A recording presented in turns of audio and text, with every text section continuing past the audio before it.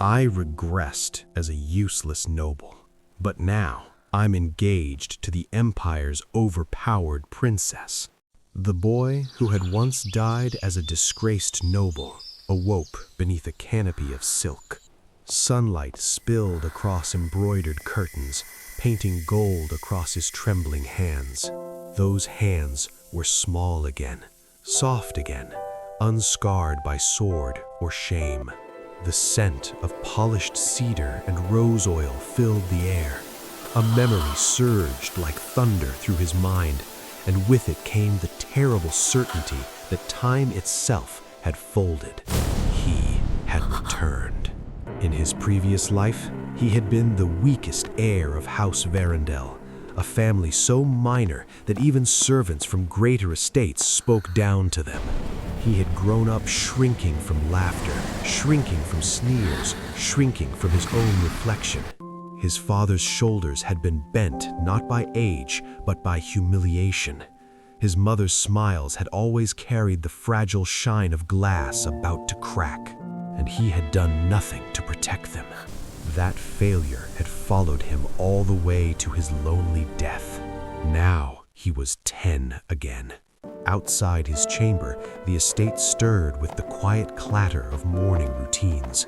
Footsteps passed in the hall, measured and careful. Even the servants of this household walked as if apologizing to the floor. The boy sat up slowly, heart racing, mind blazing with memories of insults, of debts, of nights when hunger gnawed louder than pride. He understood something with perfect clarity. This life would not be the same. Years passed like turning pages. The young noble grew taller, though never broad.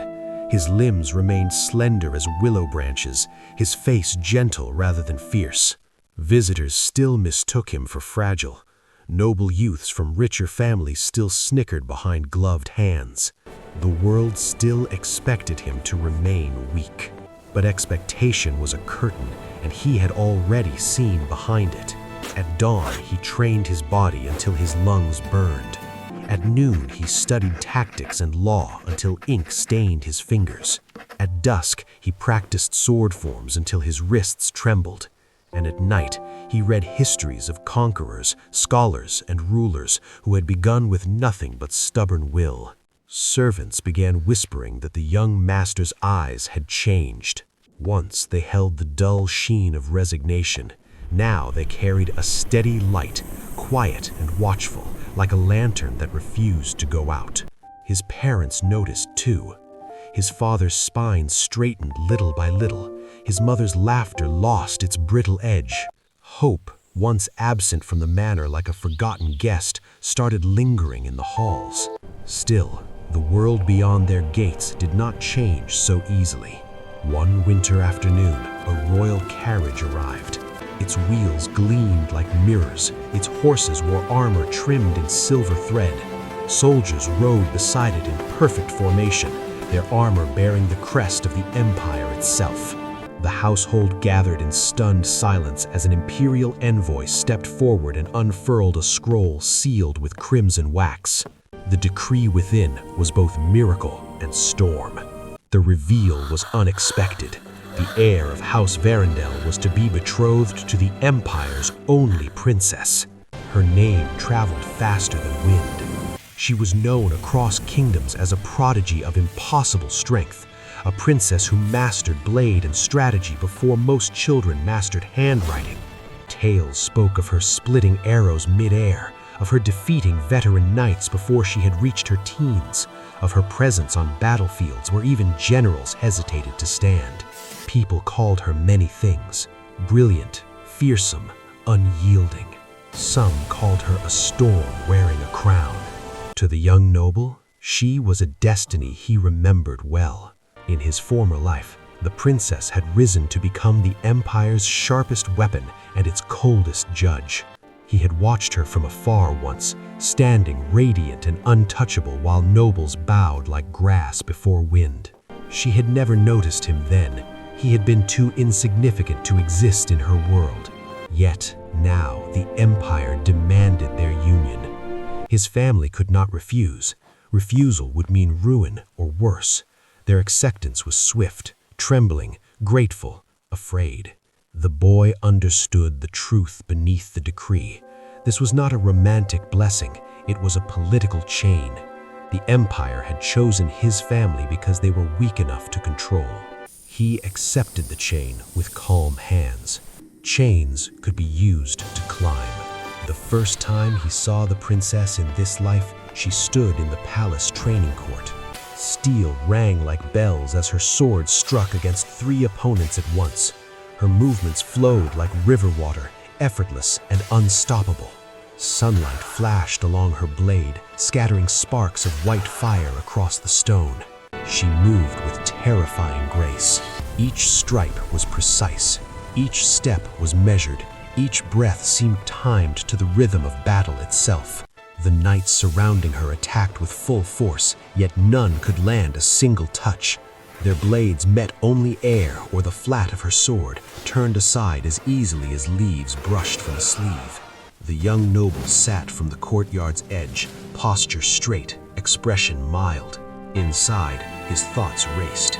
Power like hers could crush him without effort.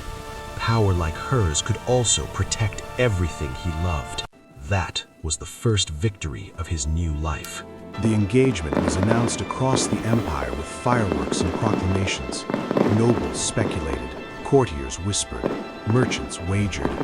Most assumed the frail heir would become nothing more than an ornament beside the princess's throne. He continued training. Rumors began to change. Servants spoke of seeing him practicing sword forms in the rain long after midnight. Stable hands claimed he could ride a galloping horse without a saddle. Scholars muttered that the young lord debated philosophy with the precision of a seasoned minister. Strength gathered around him quietly, like snow piling through the night. Then came the attack. It happened during a royal procession when banners fluttered and crowds cheered. The princess rode at the front, armor gleaming beneath ceremonial silks. The young noble rode several lengths behind, officially present yet deliberately overlooked. Assassins struck from rooftops. Arrows sliced through the air in a deadly storm. Panic erupted. Guards shouted. Horses reared. The princess reacted instantly, blade flashing as she deflected the first volley.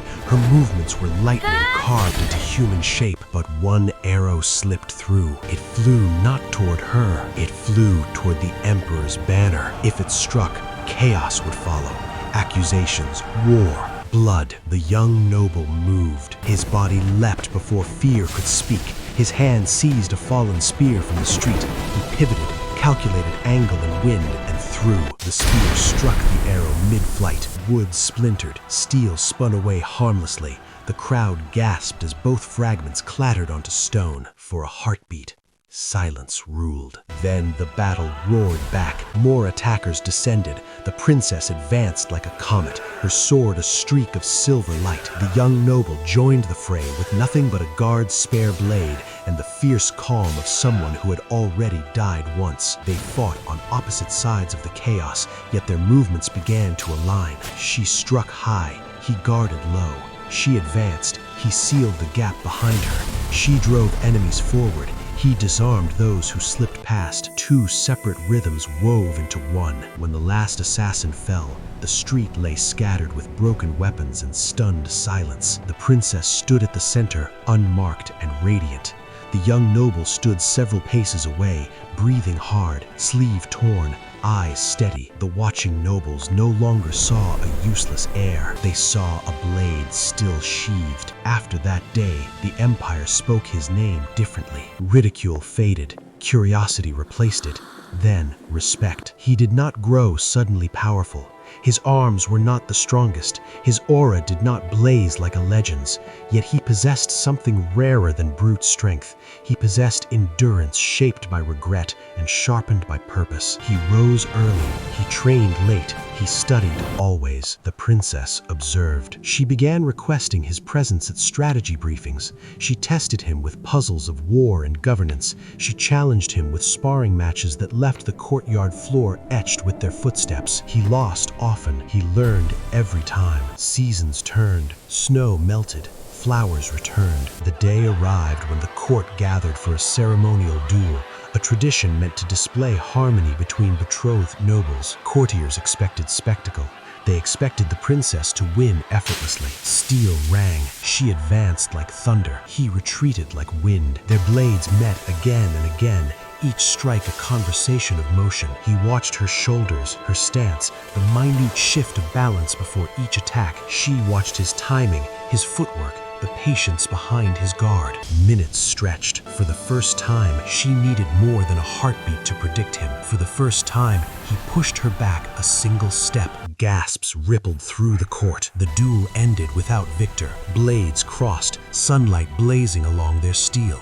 The silence that followed felt vast and bright. Something new existed between them. Not dominance, not submission, recognition. Years later, when historians would write of empires and alliances, they would speak of treaties, armies, and crowns. They would not see the smaller truth. They would not see a once weak boy rising before dawn to swing a practice sword until his palms bled. They would not see a princess pausing in her relentless training to glance toward the courtyard gate, checking whether he had arrived yet. They would not see the quiet pride in his father's eyes or the gentle relief in his mother's smile. But those were the moments that shaped destiny. On the morning of their wedding, the palace bells rang across the capital. White banners streamed from towers. Citizens filled the streets like rivers of color. The young noble stood beside the princess beneath an arch of sunlight. He was no longer useless. He was not yet the strongest. He was something rarer. He was unbreakable. And as the empire watched them stand side by side, it witnessed not a chain binding two fates, but two strengths choosing to walk the same path forward, step for step, into a future neither storm nor shadow could easily claim.